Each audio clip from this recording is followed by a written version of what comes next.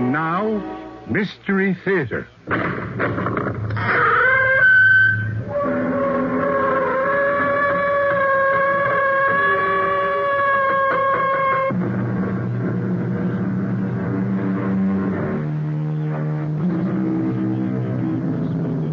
Come in. Welcome. I'm E.G. Marshall. They say there do be girls in Galway that are the fairest in the world. Of course, there are other things in Galway, all Ireland for that matter, that you don't find anywhere else. Cluricaunes and banshees, the little folk, and of course the leprechaun himself.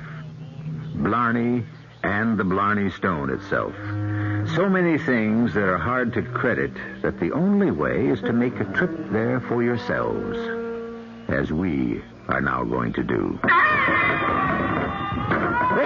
Mother of Heaven, he's at it again, Mary. Uncle Terence? Who else? Rattling his portrait against the chimney stones and wailing like the banshee he is. Oh, well, Sean, you know what he's after. Turn the picture face to the wall and give the poor man the chance to dress himself in privacy. All right, Mary. Oh, but where would he want to be off to today?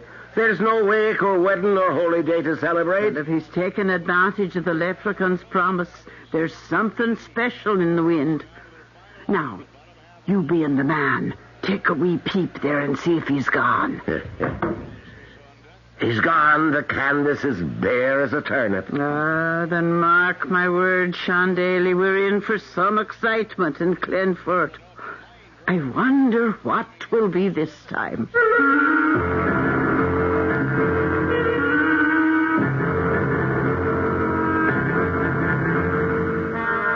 Our mystery drama, The Wakeful Ghost, was written especially for the Mystery Theater by Ian Martin and stars Paul Hecht.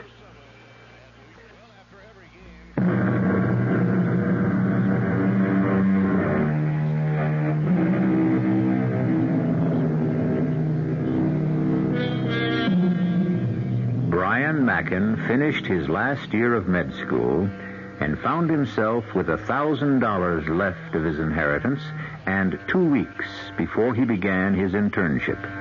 He was weary from the long struggle for his medical degree because in spite of scholarships, he had to work outside to raise money for the 6 years of study. Both his parents were dead.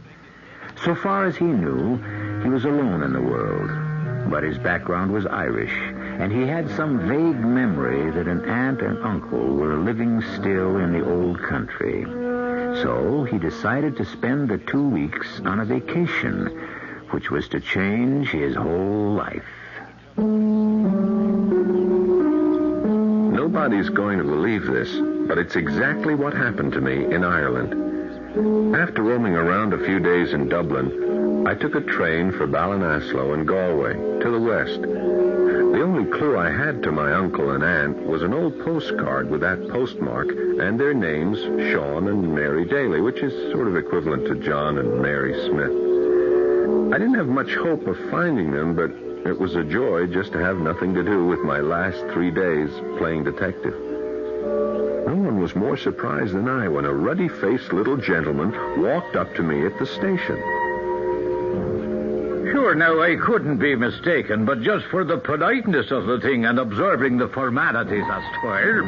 But you wouldn't be Brian Mackin from America. Well, yes, that's exactly who I would be. And now you're maybe wondering who I am. Well, yes, I am indeed. Sure, I'm your great-uncle Terence on your mother's side, once or twice removed, for I was born on the wrong side of the blanket, they say. Oh, I don't know myself nor care, for sure. In my own opinion, I was a changeling, which accounts for my close association with the... that's of no matter for the moment. Terence Krushkin is the name. Terence Kinsella Clonmay Krushkin. But sure, Uncle Terence will serve. 'Tis the way most people know me. Well, I'm still puzzled. How did you know me? I've a little cart and a pony waiting, and if we want to get to your aunt and uncle's before dark, I'm thinking we'd best get along, and I'll tell you all on the way.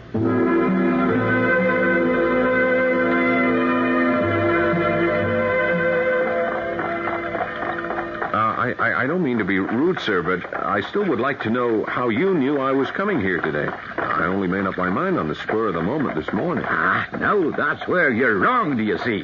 Well, what do you mean? Well, while we're riding along, would you like a little dash of poteen to warm the cockles of your heart? Is that the Irish whiskey you make out of bog water that's about 180 proof? The same? No, thanks. No, that's the stuff I had last night in Dublin that knocked me out like a Mickey. I'm still not over it. Well, now then, to answer your question. Yeah. How I knew to expect you.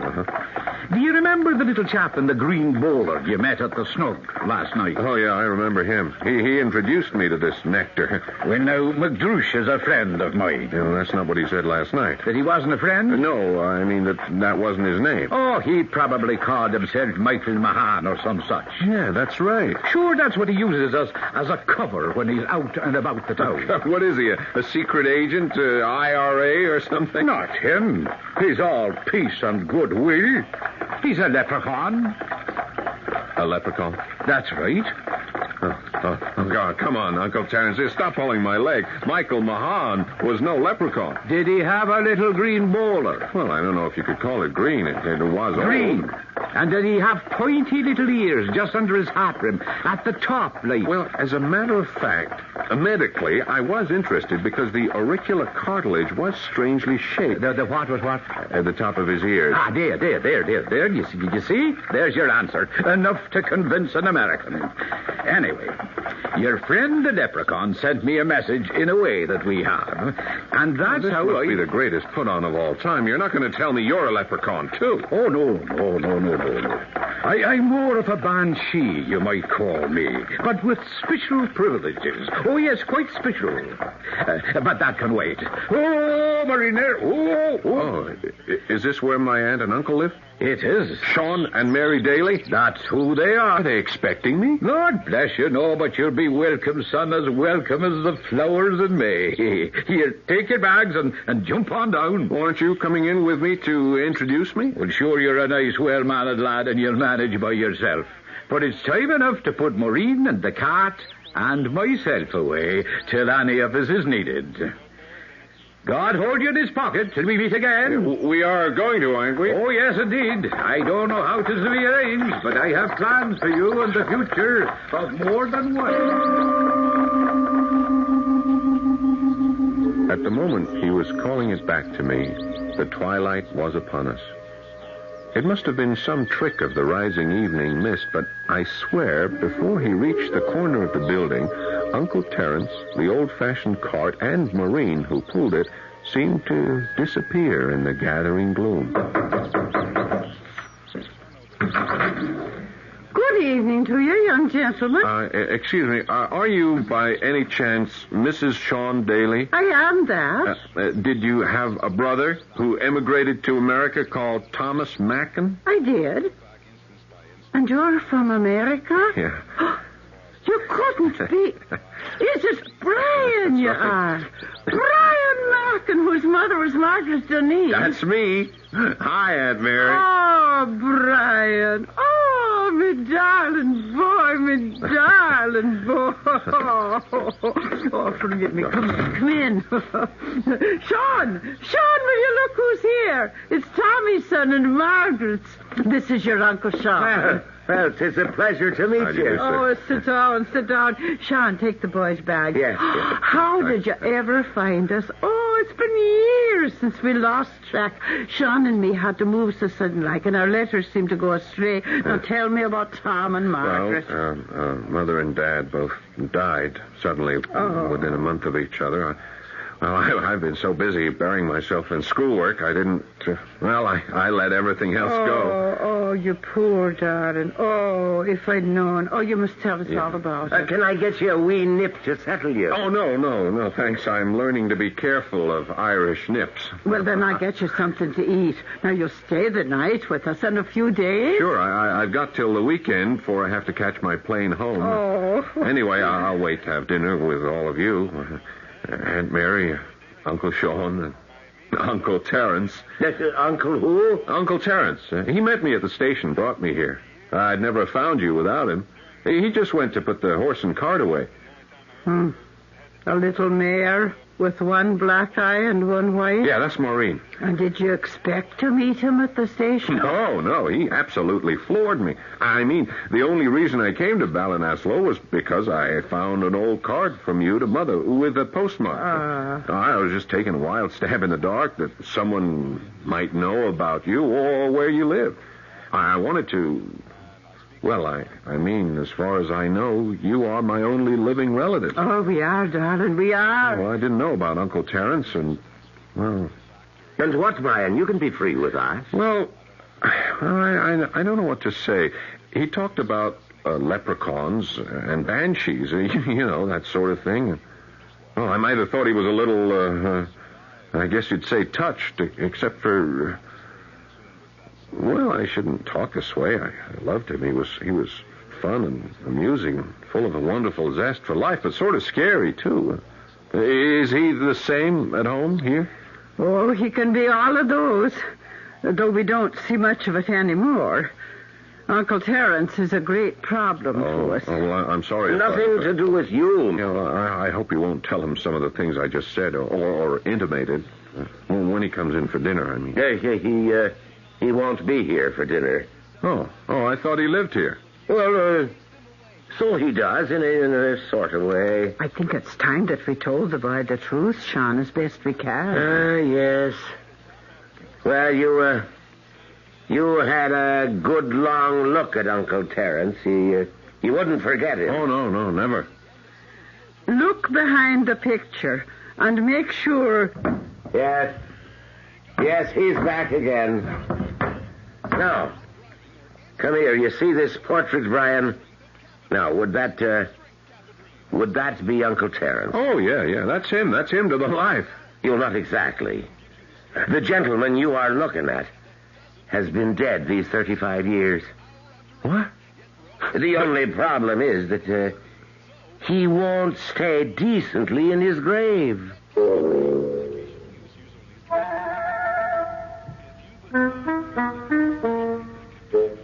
So Brian Mackin has come all the way to Ireland to find a real uncle and aunt.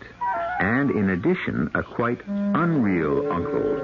A man who appears to be able to rise from the grave full-bodied by the mere device of having his portrait turned to the wall.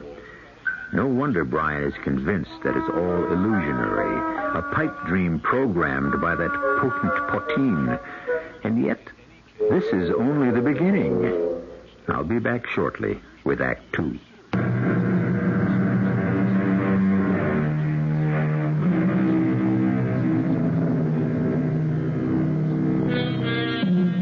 Back again to our world of fantasy and a young American trapped in a web of superstition, illusion, or perhaps just the spell the Emerald Island can weave so easily about any visitor to its shores.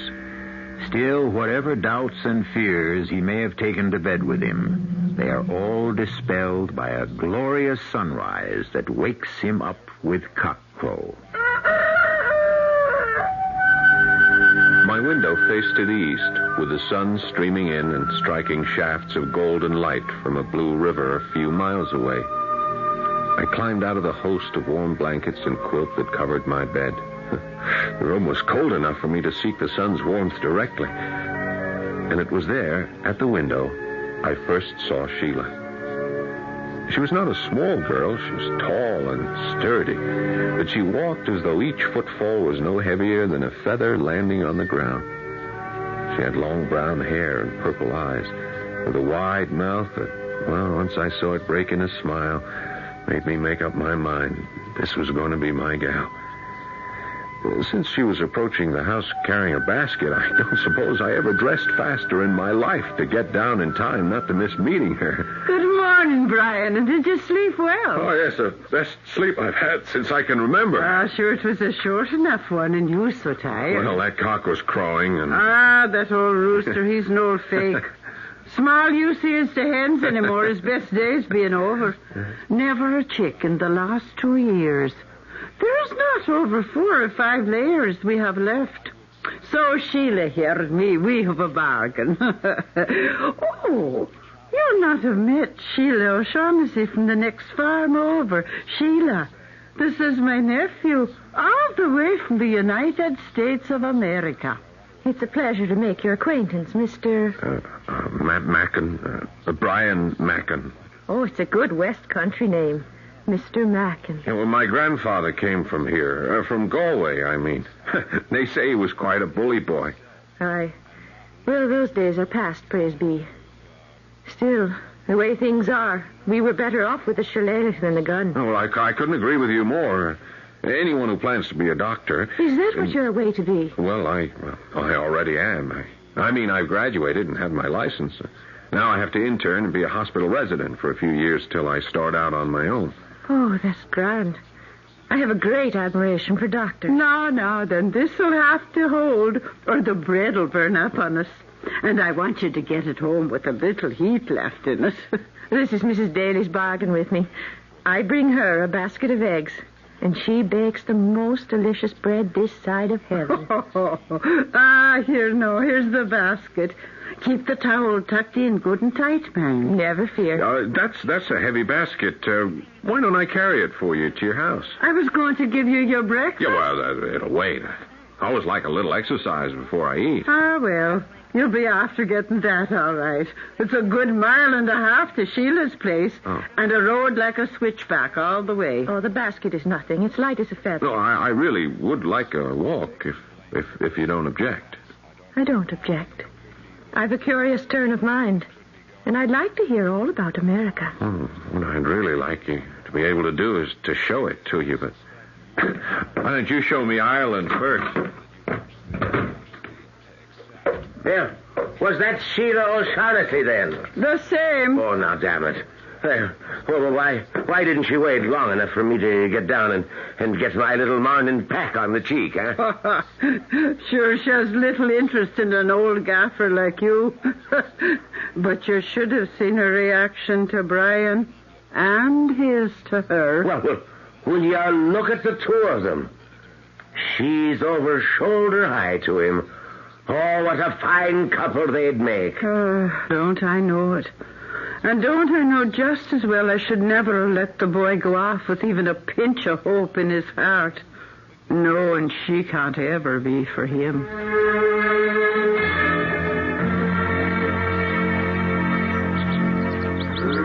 And is it really true that in Chicago they have a building that's 96 whole stories high in the air? Oh, yes, that's true enough. It's so damn high that half the time the people on the top floors can't tell what to wear when they go out. Well, how is that? Well, you see, it's air-conditioned, and when the cloud cover is low, they can't see down to the street, so they don't know if it's raining or snowing or cold or hot or what. Well, you just imagine that now, living above the clouds.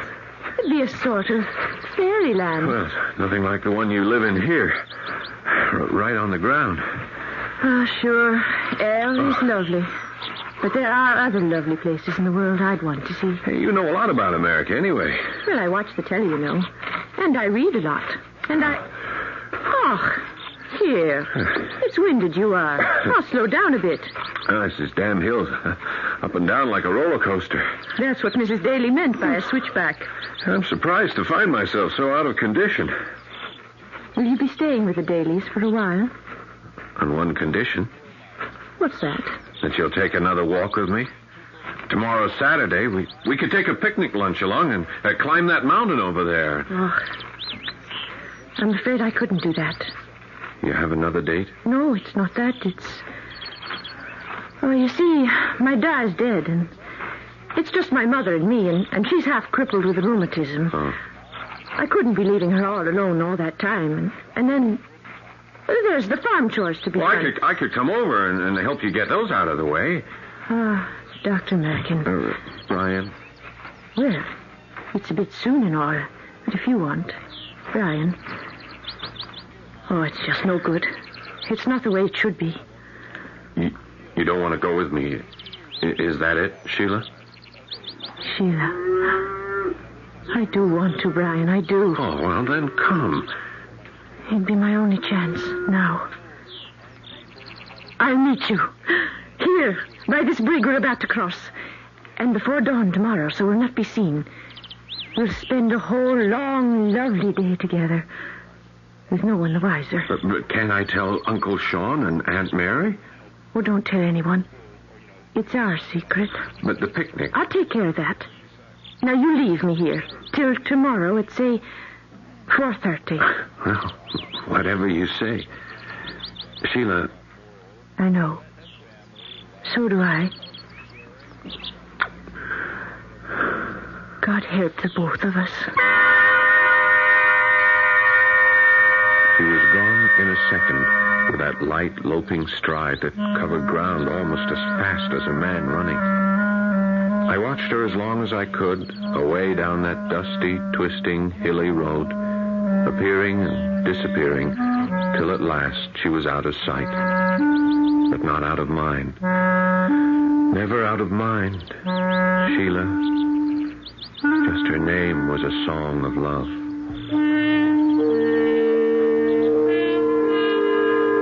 I walked back on air. But fortunately, as it turned out, as I came back in the house, the first thing my eye fell on was the portrait of Uncle Terence. And for the moment, Sheila was out of my mind. Oh, no, thanks. I couldn't eat another thing. Now, the only thing I'm hungry for now is information. About Sheila, is that you mean? Sheila? No. I'd rather find out about her directly. Brian, about Sheila... Maybe I ought to tell you something. No, Uncle, I'd rather for the moment stick to Uncle Terence. Now, you said he's been dead for nearly 35 years. Oh, yeah, 2 years almost to the day before that portrait was painted. He died in 1940. Now, are you sure of that? Oh, sure, I know it well. I was just a slip of a girl not married to Sean yet. But it was the biggest wake this part of Galway has ever seen. Ah, 'tis a pity he couldn't have enjoyed it for himself. He always was the life and soul of them, with his stories and all. Ah, yes, he does dearly love a wake, just as much as a wedding. I did, Sean. Did what? Did love a wake. But now, look, I saw him last night. I talked to him. He brought me here. Now, lad, you'll have to remember, you had a wee drop taken, and poteen can scramble a man's brains. I can't believe that the drip... How did Uncle Terence die? A hero at Dunkirk. Dunkirk? Ah, he was in the First World War, you know, in the Navy. And nothing would do, but he had to be in the last big one, too. But a man 60 years old, they wouldn't take him. No. So he joined up with the Home Guard. When the retreat at Dunkirk came, with his Navy experience, he was taking a boat back and forth the whole 3 days. And when he saw that it would be his last trip, he found one of the fighting boys to take his ship back and gave up his own place to stay behind with a machine gun. The last boat out, just ahead of the Jerry's, brought him back. Oh, they say he had more lead in him than salt in a full salt cellar. But his finger was still wrapped around the trigger of his gun. It was a sad wake, that, Uncle Terence's. The only sad one I'd ever been to. Although none of them are the same without him to keep the jokes flying. Even Michael Mahan had naught but sorrow in him. Him who always had a twinkle in his eye. I remember him just standing in front of the portrait there. Just standing. Not even drinking from his glass. And do you remember what he said? It was this. He says, a broth of a boy, Terence, me bucko. And you should have lived 100 years. Well, don't you worry.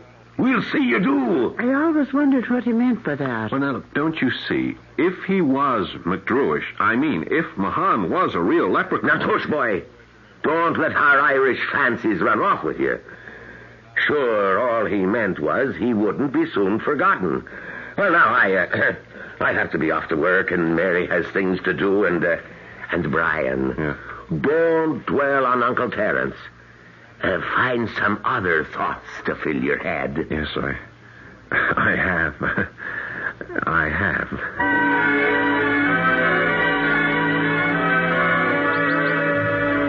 And that's the great bog to the north. Don't ever go near there, Brian. Why not, Sheila? Once the peat catches you, you'll never get free. And they say it'll swallow a man in less than a minute. To the southwest are the rest of the Schlevachti Mountains, the ones we're in now. And away down there, to the southeast, is the River Shannon. What's the matter? Are you cold? How could I be cold with your arm about me? Bold. That's what I am, bold. Because you love me. And how could you be bashful with a man who loves you now, tomorrow, and forever? I just can't believe my luck. Don't. Don't what? Brian Boyne, don't say anything else. It's all been madness from the start. Love from the start. For us, the same thing. I should never have allowed you to. But I wanted. I loved. And sure, God can't punish me too deep for just one day of all I've dreamed. Kiss me. We've got to go. It's twilight already. Oh, just a little longer. And what about tomorrow? We have no tomorrows. Just kiss me. Goodbye, my love. Goodbye, Brian. Goodbye. Again, she was gone from me on the wind, gliding and leaping down the mountain, picnic basket in hand, as sure-footed and graceful as a mountain goat. Sheila! Sheila! Wait! She didn't stop to look back, and I plunged down after her, recklessly and clumsily as a boar. I hadn't gone 50 yards before I caught my foot on some trailing root, falling heavily and knocking myself stone cold for a moment. By the time I came to, she was gone from sight. And in the gathering darkness, limping heavily, it was all I could do to find my way back to the Daly farm.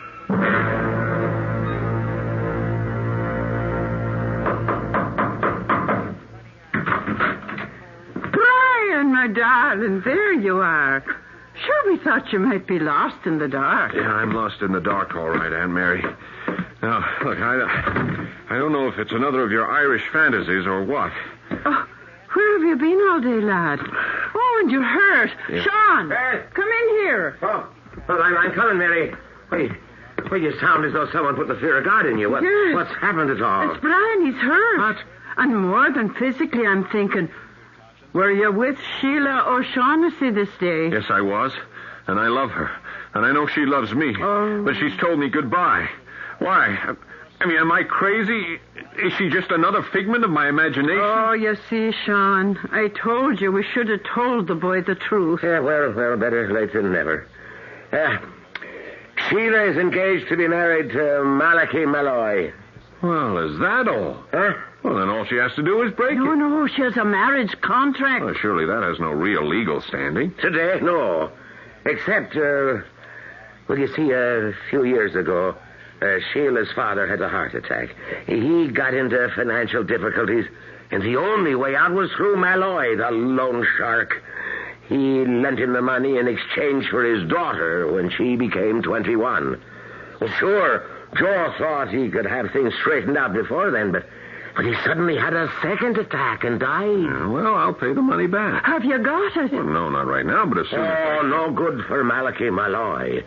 Besides, you make so much as one move at Sheila, and in this county, he'd have his woolly boys throw you in a sack and bury you in the peat bog.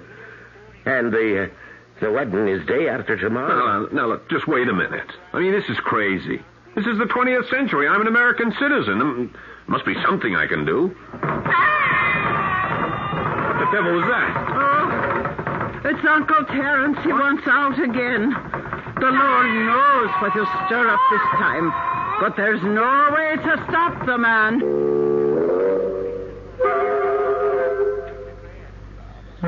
So, here we are back again about where we started. Or are we? But what can Uncle Terence do or undo, even supposing that's what he's after?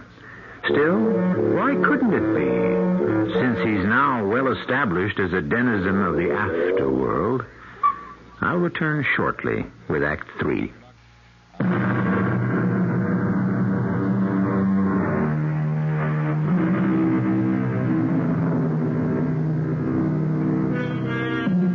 It was W.S. Gilbert, probably the finest lyricist of all time, who wrote of John Wellington Wells that he was a dealer in magic and spells, in blessings and curses, and ever-filled purses, in prophecies, witches, and knells.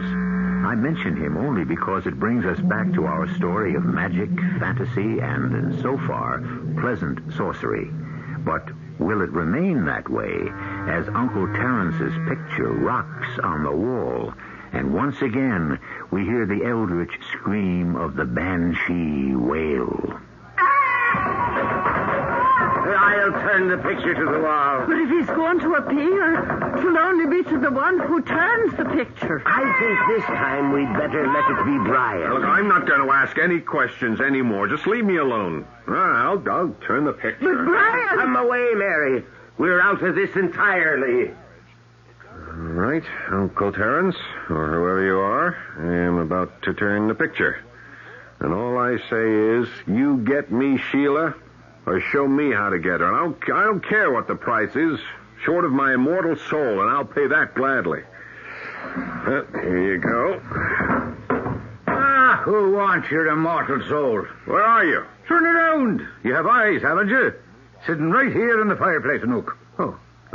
What are you? Fact or fiction? Oh, why now, in a manner of speaking, I'd say somewhere in between. Well, does it make any sense to talk to you? All the sense in the world. Even suppose I believed, if you're a banshee. Now, what's the matter with a banshee? Well, it's evil, isn't it? The abysmal ignorance of the world. A banshee, young man, is a domestic spirit devoted to the care of its own particular family. Oh, well, are you going to help Sheila and me? Oh, sure, I'm going to do my best, but I'm not infallible. We'll have to be quick and nimble as the devil on this one. Well, why can't I just go to this Malachi Malloy and straighten it out man to man?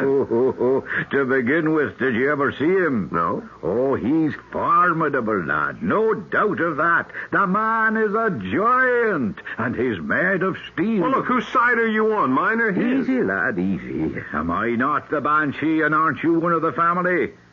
Besides, he's a black Irisher if there ever was one. But I've got to take thought on this, if you're to have the chance I brought you here for in the first place. You brought me here? Well, sure, you didn't think as an American you'd have enough sense to get here and pick the right Irish girl for yourself. Now, let me go on back up to my frame and get everything shipshape and squared away. I'll see you on the morrow. And, psst, watch your step. Uncle Sean and Mary were off to bed by the time our conference was through. I was grateful. I didn't want to talk about Sheila or her intended husband any more that night. I hoped to sleep, but I tossed and turned till morning, and then made the mistake of stepping outside the house for a breath of air. Coming down the road towards me was a great mountain of a man, all covered with black hair wherever his clothes didn't conceal it. And one thing his clothes could not conceal were the bulging muscles that strained at every seam. He was a good 5 inches taller than I was and 30 pounds heavier. And would you be the American Brian Mackin? That's my name. I'm Malachi Malloy. Well, I kind of guessed that. I'm of the understanding that you took my intended bride up the mountain yesterday. Well, she was kind enough to take me up for a picnic and show me the countryside. A picnic, was it? And the grass stains all over her dress? I should have brought a whip. But instead, I'm going to beat you with my bare hands. Malachi, don't. Now, you stay out of this, Sheila. What's going on, Brian? No, there's just a little something between me and Mr. Malloy. Oh, the Lord be praised. Keep them apart and kill him. Oh. Don't touch him, Now, Malachi. you stay back, woman, or I'll kill him. So put your hands up, Mackin. If God always defends the right, he was out for breakfast that morning. Now, I'm not exactly Patsy, and I usually can take care of myself in a fight. But this was a Willie Pad against a Marciano. He just made hamburger of me until he stopped and turned with me lying at his feet. Have you learned a lesson as well as him, Sheila girl? If you haven't, I'll beat him to death. I'll make sure he never rises again. Oh, in sweet Mary's name, leave him be, Malachi. I'll marry no one but you if you'll just leave him be. All right, so be it. Now get out of this country tonight, Machen, or I'll wring your neck like a chicken's.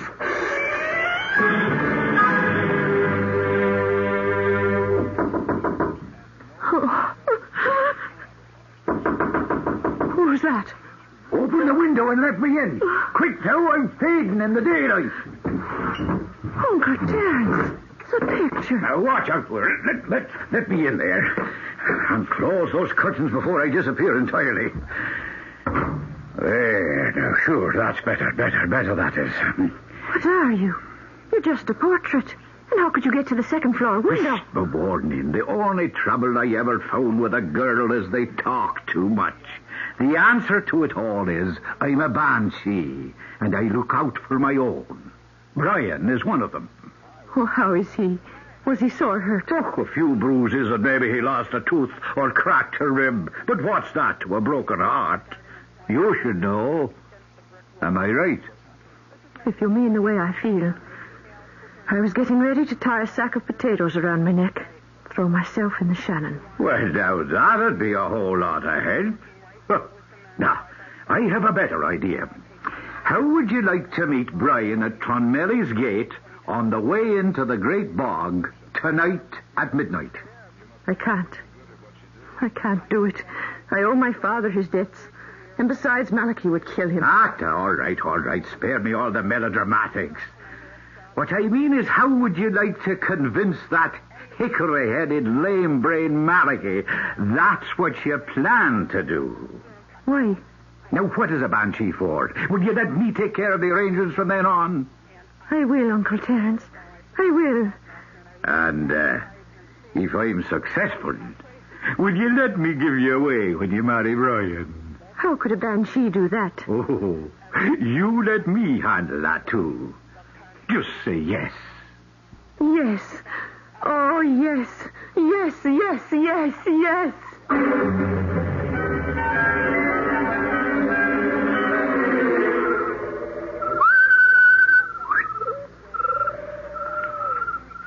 Is that the banshee himself? Is it the leprechaun? God save you, McGrush. God save you, Terence Christine. Come here, Brian. Get us a firefly there so we can see what we're at. There, now. That's better. Do you see what Malachi did to the lad? Oh, you weren't right, Brian. Yeah, well, I took a good beating, but now I'll live. It's nice to see you again, Mr. Mahan. Yeah, he said, no. We all know what to do. Yeah, I just show myself in the moonlight with you in that cape and hood, and then... And then McGrush will dematerialize you back to the farm. Right. And Malachi will have no one to chase but me, thinking I'm Sheila. I'll tell you all the rest later. You have the shoes, McGrush? Just the one. You know, we leprechauns never make but one magic shoe. Well, no matter. I can hop like a toad long enough until he's wet in the bog. Psst. Now, 'tis midnight. Here he comes. Send Brian home, Rush. And give me the shoe. And off I go. Sheila, I warn you. Wait for me. So you tried to slip away with your light of love, But you won't get away from me so easy. Where are you leading me? Well, put in the bog. I'm caught. I'm sinking. Sheila, help me. I'm sinking in the bog. Now come back. Now there's a darling girl. You wouldn't let me go down to a dark, murky death, you that knows every path in the... Well, it's not you. It can't be. The bogles have a hold on me. It's Terence Christine. And who's that wee man beside you? Oh, little friend. One of the wee green men. Here we are, your nemesis or your saviors. And which would you want us to be? Oh, Lord alive! Save me! I'm up to my waist already. That's no problem. A little piece of paper. And since it's hard to read in the moonlight, I'll give you the gist, as they say. I, Malachy Malloy, hereby legally and completely accept the fact that all debts or claims against Thomas O'Shaughnessy are revoked and considered null and void. This is blackmail. So was what you did to my friend. And the bog is even blacker and you're sinking even deeper. All right, I'll sign. But there's a wee bit more. What? I also cancelled the marriage contract between myself and Sheila O'Shaughnessy, and in consequence of my breach of promise, I award her the sum of £2,000 to see her and her mother started off in a new country. In exchange, I would accept the farm, now mortgaged to me, and et cetera, et cetera, et cetera. For God's sake, stop talking. I'm up to my chest already. I'll sign anything. But would you live up to it? Now, there's the real stuff. You wouldn't have any idea now of attacking young Brian again. No. Should we trust him, do you think, McGrush? Sure. He's an Irishman after all. I'd get one in trouble enough, and you never have to worry.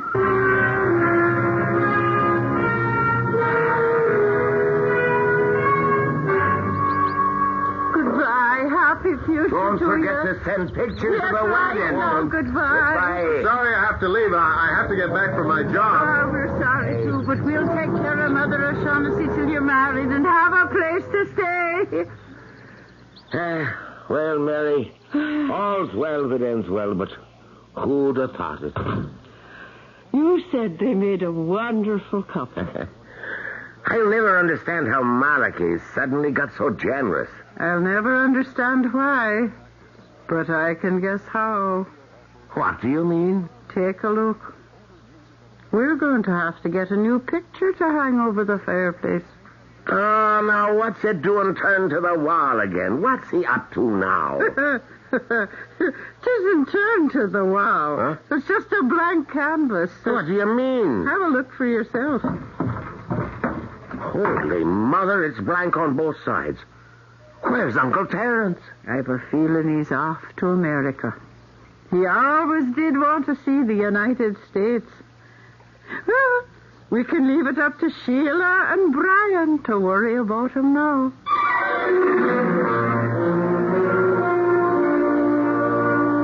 You can believe it or not, but to the best of my knowledge, that's the way it happened. And if there was a lot of magic in it, there's just as much in love. The exact quote doesn't spring to mind for the moment, but the burden of it is that no matter what happens, love will find a way. I'll be back shortly.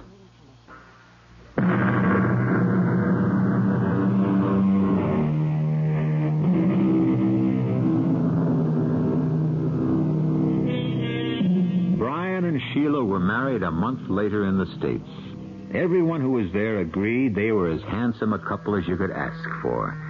But the real hit of the celebration was a shortish, ruddy-faced little gentleman with an Irish accent to go with his Irish face and his Irish wit.